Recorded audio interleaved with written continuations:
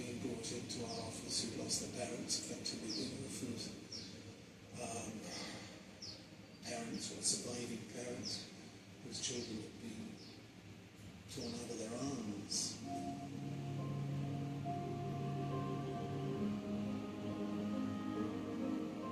The message boards set up by survivors seeking lost relatives became a poignant symbol of grief and loss. It was here that Luke Simon started his search for his brother Piers. Last night I found someone on the lantern who was called Piers Simon. It was spelled with a Y rather than an I in the surname. And we managed to track him down at about midnight. It was just someone completely different. 10 years later, Buddhist chants drift through the temple of Yanyao. After the tsunami, this was a mass mourn for many of the 4,000 dead from Khao.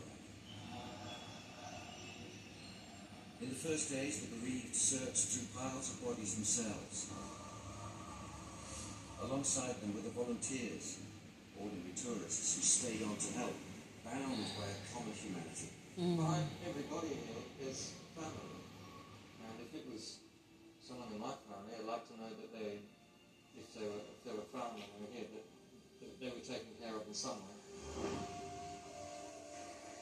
I worked as a doctor and I'd seen bodies before, but nothing of that scale. Kinj Krishnan was visiting her mother in Phuket when the tsunami hit. She started organising teams of volunteers, but had increasing concerns for their mental welfare. Volunteers are just going out and doing stuff that is not appropriate for them to be doing. We went up to Yanyao, which was the temple and the mass mortuary.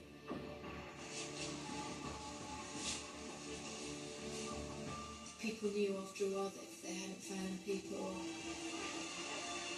they were not living. After days of chaos, the time authorities introduced DNA checks, which were essential as the bodies became unidentifiable. But it meant that relatives were denied even the small comfort of taking a body home. It was important that it should be done in their own interests, because if it is found, it's easy to say in their own interests. How can you explain that to somebody who's been through absolute hell and there's the terrible process of taking a wife and children's bodies back to the UK? But bodies were very important. We ended up camped around a computer watching a slideshow of dead bodies in various states of bloatedness, injuredness, severedness. Just, it wasn't a pleasant thing to do. And if a body had a green t-shirt on, we didn't look at it. I knew what Piers was wearing that day, his red t-shirt, my blue shorts. And we were watching this, and then body 348 came on, and it was a red Oakley t-shirt. And I looked at Ben, and I said, that's Piers.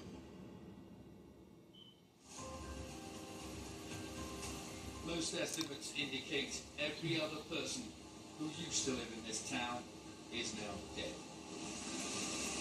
In Indonesia, it was only when the first international military and charity teams arrived that the almost nuclear scale of the devastation was revealed. As a journalist, I felt like I'm losing sense of reporting something because I don't know where to start. Everywhere is flat. The number of dead in Aceh kept climbing relentlessly. It was impossible to treat the dead with respect. Each of these was the body of someone who had been loved, someone who had been cared for, now dumped in a mass grave, their name unknown. I lost like a 50 member of my family, and even I can't find the dead body, or I'm just thinking of that time, like all of my family member going to Mecca in a one big group and never come back.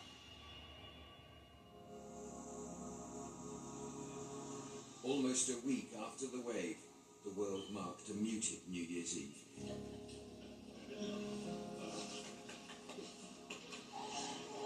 And the survivors were returning. I was in a group of 6, and me and my bags on coming back. I knew I had to let go of one of them, and I just thought I'd better let go of the one that's the oldest. And Lady grabbed hold of him for a moment, but she said that she had to let him go because she was going under. and I was screaming, trying to find him, and we thought he was dead. Still too ill to walk, Amanda was finally home. But over the coming months and years, it would prove hard to leave those memories behind. There was a girl who I can't find, her name was Matilda, and she was from Argentina, and we were in the sea together. And when it went under, she said, "Take my hand," and I said, "No, I can't," because I knew you can't hold on to someone, you've got to be strong and be on your own, and I didn't take her hand. I felt like I should have died, and I didn't die, so I think you feel guilty. I felt guilty for surviving and someone else not having the chance to survive.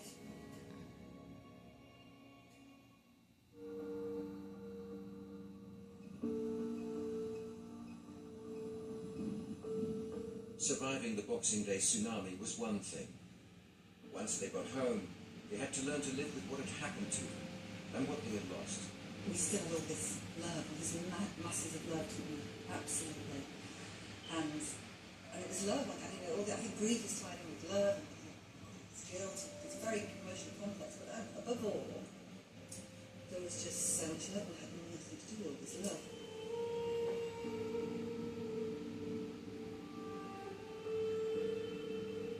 In the first year after the tsunami, many of the survivors struggled to deal with the grief and the guilt and the questions. I see this bad thing happen to the world. I just felt like the world wasn't really happy. And I blame God, I blame everything.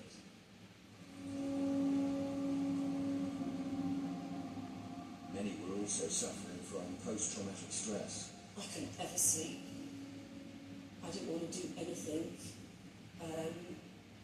I was always a very outgoing person. The more dangerous I was, the more I wanted to do it. I was, I reclused into a little girl again. Every time I try to close my eyes, it's kind of everything's just coming back, flashback in my mind.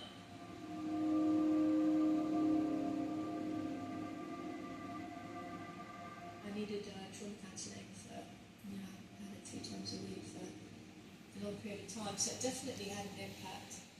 I think the human mind isn't really built to cope with that. In spite of all that they had suffered, some felt inexorably drawn back. I needed to understand what happened. I needed to gauge distances in my head of what actually happened to me that day. It was to go back because there's obviously a big loss, a big gap. We saw that it was a big gap. And we wanted, resettle something.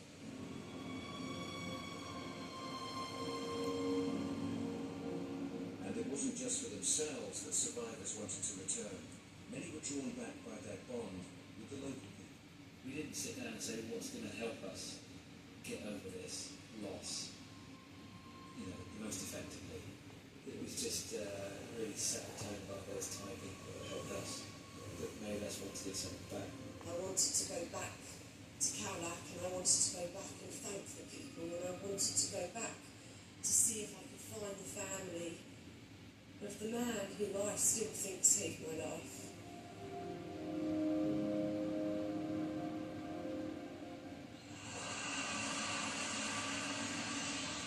Aid was already pouring into the region, and charities like UNICEF knew they had enough money to be able to help. I think the fact that it was Christmas meant that people were at home and they were sitting in front of the television, a lot of them, and they could see what was happening. They were with their own families, and they could see families on the other side of the world being broken apart and destroyed.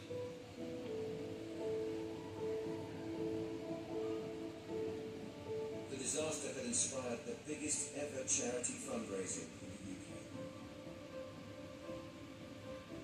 It was fantastic to know, even after just a few weeks, that we would have enough money to do the things that needed to be done in all of the countries that were hit. 3 months after the tsunami, Amanda was back in Cowlack after raising more than £50,000 simply by telling her story. There was a massive community of people that were there that I didn't expect to find there, but there were. And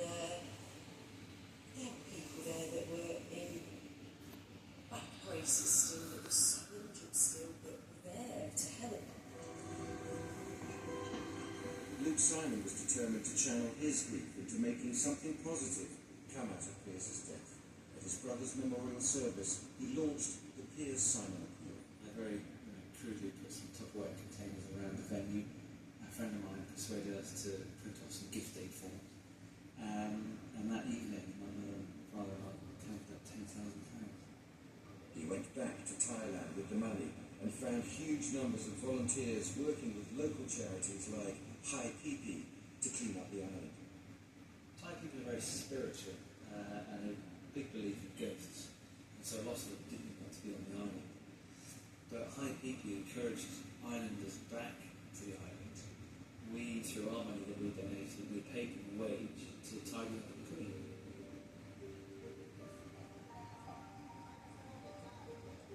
It was children who'd been hardest hit by the tsunami. Many of those who survived had been orphaned, their communities destroyed. I don't think I've been anywhere to any disaster situation where that kind of destruction of people has happened and where so many children have been left without their family. It was the children of Sri Lanka that Kim and Tristan Peatfield wanted to help. Children like those Isabella had played with so happily. My babies. They were probably... because I worked. Children need they didn't need just a sibling or a parent or a grandparent or a roof over their heads. They literally looked at everything. They used money given to them by friends to rebuild the children's ward in Tangor, and that was the start of the Isabella Peatfield Memorial Fund. It's like this natural, organic thing. It was never a choice. It was just, what can we do to help? And even in children's ward, that's how you do it. And that's how the charity came into fruition, really. For the Peatfields, as for Luke Simon, the drive to make something positive come out of their grief led them to set up charities that would reshape their lives over the coming decade. I didn't want Mummy to die. I didn't want all that amazingness about her to die. Or somehow feel again. And that was the way of making sure she didn't die. That she was never going to die.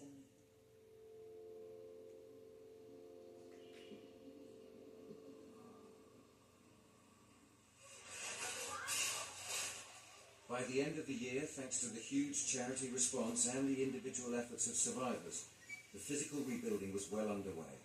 See, so but much, it would be a much so longer many journey things. for some to heal their psychological scars. Yeah, there's a lot of stuff happening. I used to look 2004. out to the sea and just see it filled with Saddam Hussein in and debris 2003, and rubble and then horrible things. with 9/11 and Likewise, I could close my eyes now and see the all those veterans things in that I 2002. try not to. I think I need like more than a year Veterans. maybe to going back, and actually I'm going For their to the beach and benefits. yelling as long as I can on that time.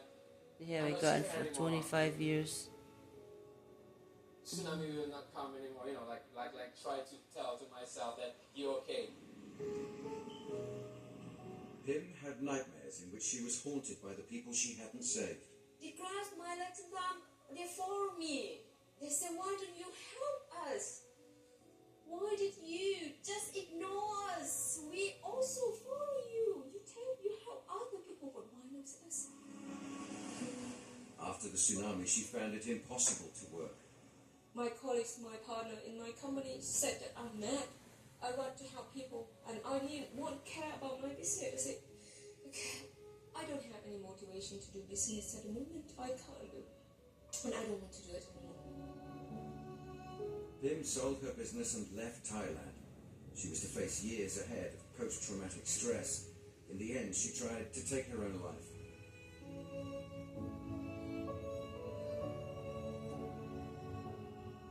On the first anniversary, ceremonies were held across the region.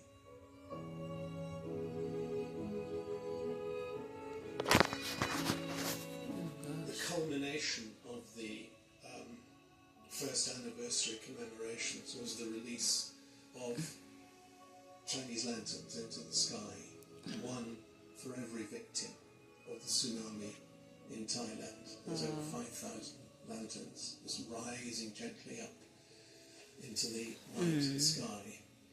and many people found that intensely moving. 2004. Intensely emotional. 2014.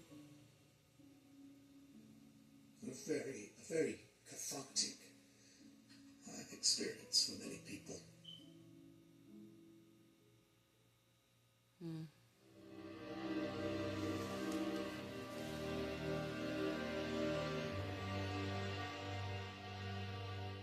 10 years on, the rising of Banda Aceh from the wreckage of the tsunami is one of the few genuine positives that can be taken from the terrible events of Boxing Day 2004.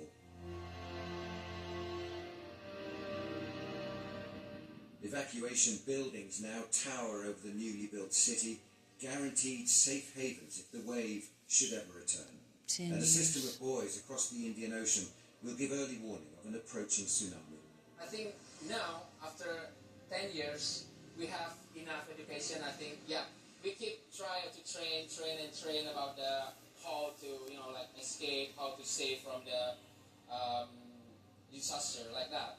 So I think after that, after all the thing and after all the help to Banda Aceh, people are back to life again.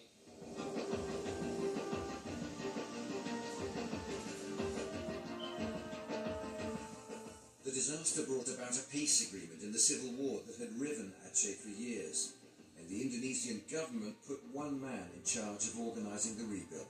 The magnitude of the devastation is unbelievably huge.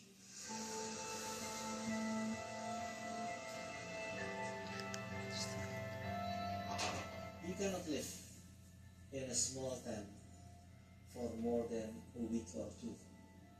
Things will become very difficult for you to bear living in that kind of condition. Dr. Cantura was determined that all the families should have a home of their own within 2 years. But he was also determined that every penny of the millions donated would be spent on the people and to avoid corruption. The UN, Red Cross, they come to Aceh and then they know where to go and what to do and what to build or do in that particular area, and let them do it by themselves. So that there's no money transfer between agencies. Banda Aceh does not forget the Boxing Day tsunami. At the heart of the city stands the Tsunami Museum, testament to all the suffering. And memorials now mark the places where bodies were buried in mass graves.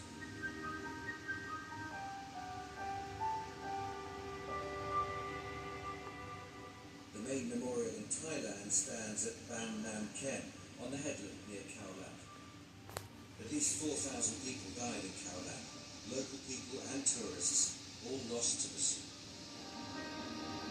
Now families gather in the evening sun and fish by the little pool.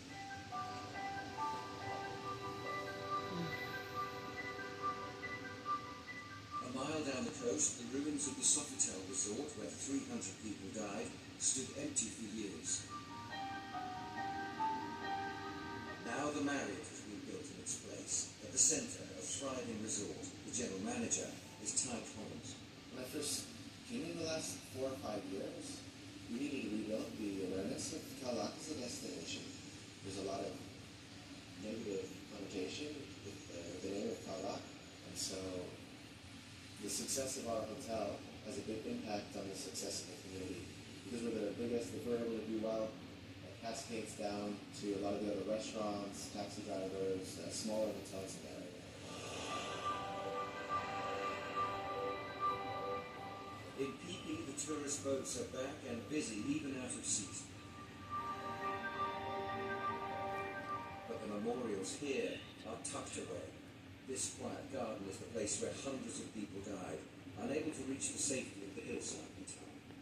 The last time I was there, I just felt immensely proud, actually, about what we managed to achieve in his name, in his memory. We did a car wash and we did the Smarties Hill where we filled the Smarties tube with lots of money. Luke Simon now works full-time on the charity that he set up in reaction to the death of his brother. But it's grown into a school in a bag, raising money to send school equipment to children affected by a disaster. If you've been involved in a natural disaster, you might have seen some really, really horrible things. You were born out of a natural disaster from a very sad circumstance, you losing your role. And School and Band was initially helping poor children around the world, of which information has a huge need.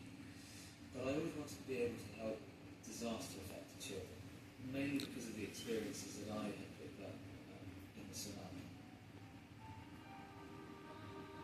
I sort of still feel like Piers is with me now. I sort of feel like he's tagging along with me, except he's reasonably doing it.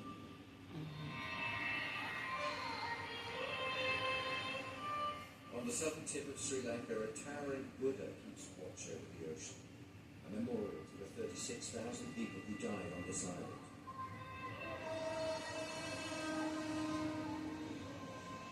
It stands at the spot where the Gaul Express was smashed to pieces by the tsunami, killing 1,000 of the 1,500 people on board. Further down the Sri Lankan coast, 40,000 children have been treated in the last 10 years at the Isabella Peat Field Ward at Tangall Hospital. Our aim, our mission if you like, is to help the child smile, and even if that's just once a day, the child smile, and we have changed that child's life for a The Isabella Peat Field charity has built 10 playgrounds, the latest here at the Kanadapura orphanage, set up for tsunami orphans. The charity now, genuinely, has become an embodiment of her, of everything she was. And there's been some happiness in the last decade to help them with the grief. We had Louis, and he was due at the Christmas party. Now he's out. He helps with the charity, he loves helping out, doesn't he? He does. He knows all that is about it. He's very proud of it. There is now a new generation growing up who are too young to remember the tsunami. Children benefiting from the millions raised in response to the disaster. Some survivors have made great good come out of personal tragedy. Some survivors still struggle with pain. But none will be the same people as they were on that morning of Boxing Day 2004. One of the things that came for me was wanting to use my life well. The thing that made me heal was having my family, and can never make my children scared of what I'm scared of, so it's made me be tougher.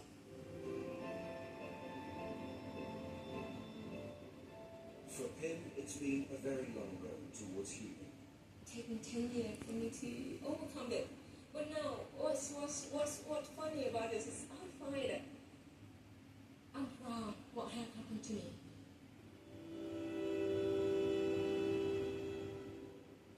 Years on, ceremonies will be held across the region to remember all those who died on that day. Whether at a public ceremony or in private contemplation, all will mark the moment that no one alive that day can ever forget.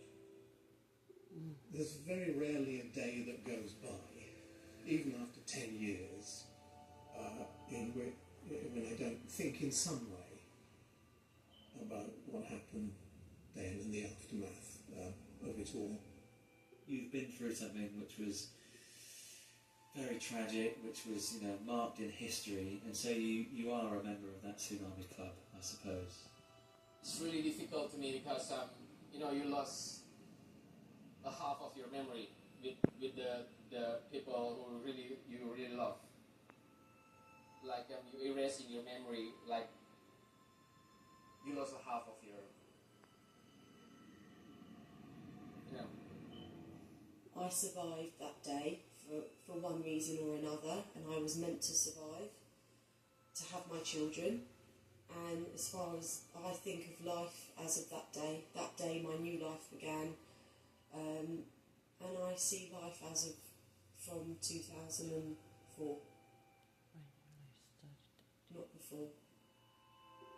I never, ever stop feeling guilty for her death.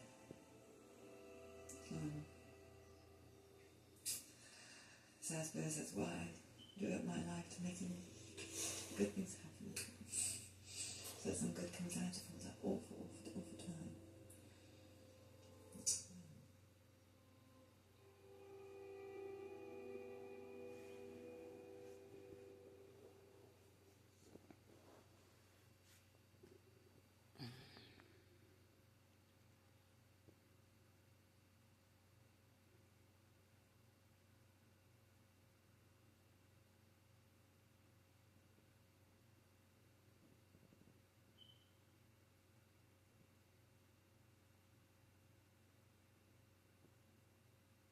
If you've been affected by any of the issues in this programme, you can go to our website, sky.com/tsunami, where there are links to organisations that can offer help.